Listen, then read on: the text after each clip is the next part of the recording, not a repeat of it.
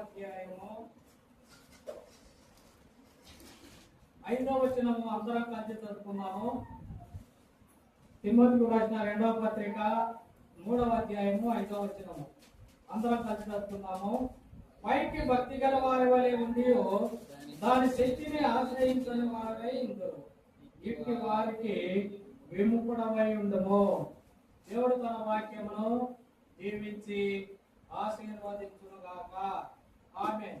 క్రీస్తునందు ప్రియులారా, చదవబడిన లేఖన భాగాన్ని మనం చూసినట్లయితే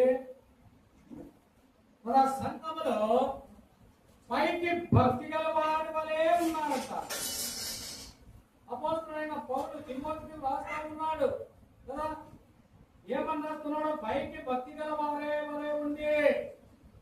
భక్తి గల వారి వలె ఉన్నారు చూడడానికి, కానీ దాని శక్తి ఏమిటిదో వారికి తెలియడంలే. దాని శక్తిని ఆశ్రయించిన వారు కదా అనేకులను పౌలు చూడగలిగినాడు కనుకనే వారికి దూరముగా ఉండు అంటున్నాడు. వాళ్ళు భక్తి గల వారి వలె కనబడుతున్నారు, కానీ దాని శక్తిని వారికి లేదు కదా.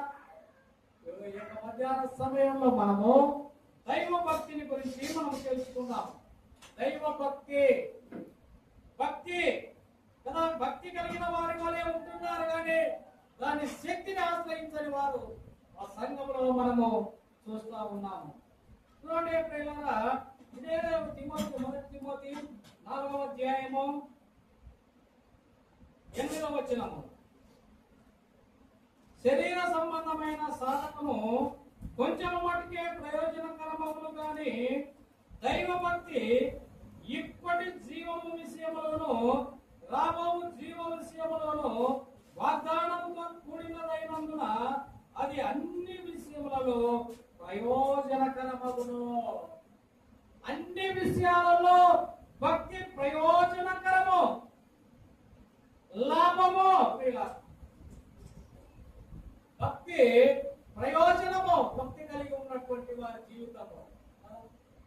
కాబట్టి మధ్యాహ్న సమయంలో అన్ని విషయాలలో భక్తి లాభాన్ని తెలిసిపెట్టాలి.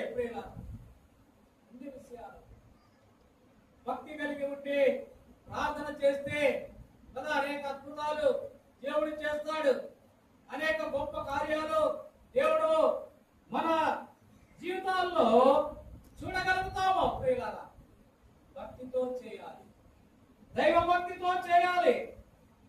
అలా చేసినప్పుడే దేవుడు మనకు అద్భుతాలు ఆశ్చర్య కార్యాలు చూడగలుగుతాము కదా.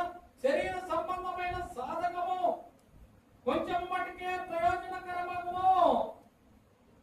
కొంచెం మటుకే శరీర సంబంధంగా ప్రయోజనం, కానీ దైవ భక్తి ఇప్పటి జీవం విషయంలోను రాబో జీవ విషయంలోను వాగ్దానముతో కూడినదైనందున అది అన్ని విషయాలలో ప్రయోజనకరంగా ఉంటుందని దేవుని వాక్యము మనకు చదివిస్తుంది.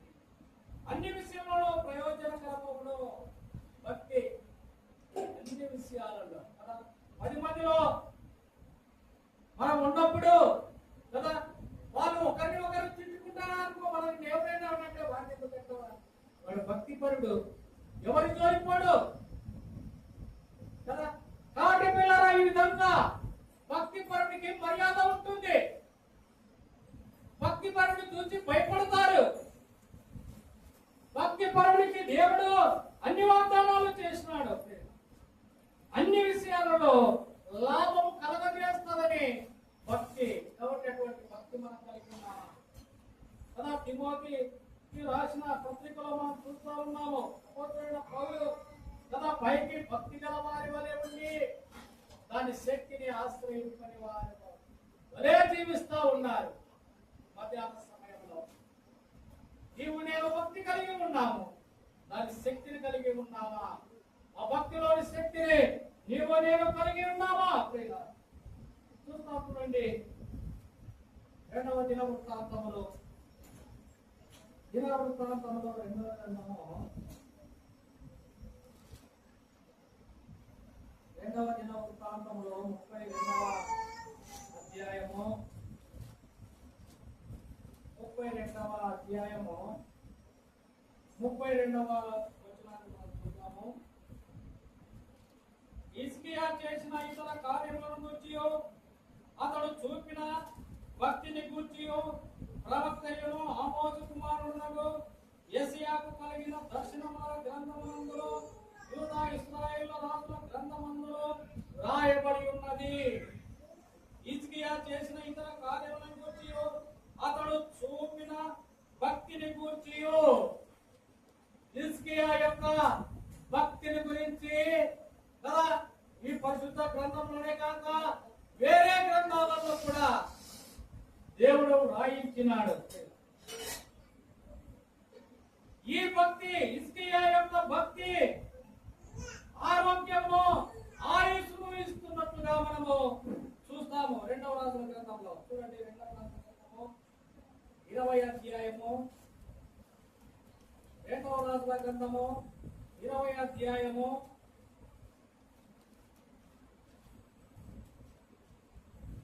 1 నుంచి మనం చూస్తే, ఆ దినములలో హిజ్కియాకు మరణకరమైన రోగం కలగగా ఆమోజు కుమారుడు ప్రవక్తయైన యెషయా అతని యొద్దకు వచ్చి, నీవు మరణమవుతున్నావు గనక బ్రతకవు, నీవు నీ ఇల్లు చక్కబెట్టుకోమని యెహోవా సెలవిస్తున్నాడని చెప్పగా, అతడు తన ముఖమును గోడ తట్టు తిప్పుకొని, యెహోవా యథార్థ హృదయుడనై సత్యంతో నీ సన్నిధిని ఎట్లు నడుచుకొంటినో, నీ దృష్టికి అనుకూలంగా సమస్తమును నేను ఎట్లో జరిగించుతున్నో కృపతో జ్ఞాపకం చేసుకోమని హిజ్కియా కన్నీళ్లు విడుచుతూ యెహోవాను ప్రార్థించెను.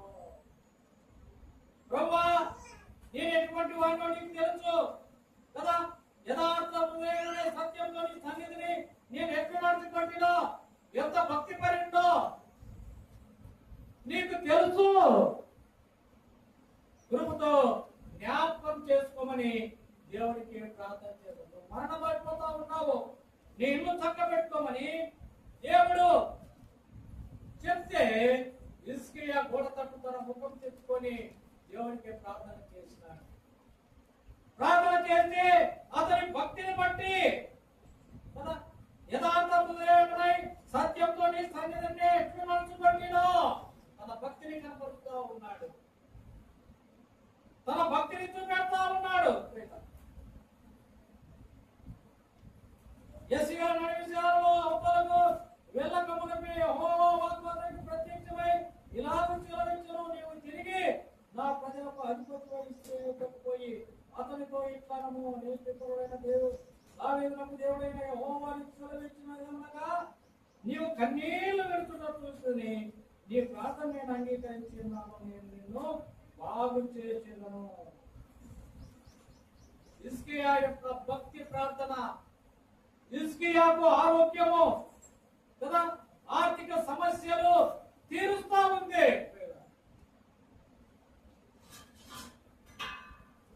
ఆయుష్ను ఇస్తా ఉన్నాడు దేవుడు, ఆయుష్ను పెంచుతా ఉన్నాడు. మరణాన్ని ఇంకా 15 సంవత్సరాలు దేవుడు పొడిగించినాడు. ప్రతి వారిని మరణ దినము దేవుడు నిర్ణయించి పెట్టినాడంట. దేవుడు నువ్వు ఎప్పుడు పుడతావో, ఎప్పుడు మరణిస్తావో దేవుడు రాసి ఉంచినాడు. అందుకే ఇక్కడ హిజ్కియాకు నువ్వు మరణం అవుతున్నావంటే అతని భక్తిని, ప్రభు నీకు ఎటువంటి భక్తి పరంలో కదా, ఎటువంటి యథార్థవంతుందో నీకు తెలుసు కదా అన్నప్పుడు దేవుడు ఆరోగ్యాన్ని ఇచ్చి ఆయుష్ను పెంచుతున్నాడు అతని భక్తిని పెంచి. మొట్టమొదటిగా భక్తి అన్ని విషయాలలో లాభము కలగజేయునంటే మనం చూస్తా ఉన్నాము. హిజ్కియా యొక్క భక్తి ఆరోగ్యం ఆయుష్ను ఇస్తున్నట్టుగా మనం చూస్తా ఉన్నాము. మూడవదిగా మనం చూస్తాము 22వ రాజుల గ్రంథము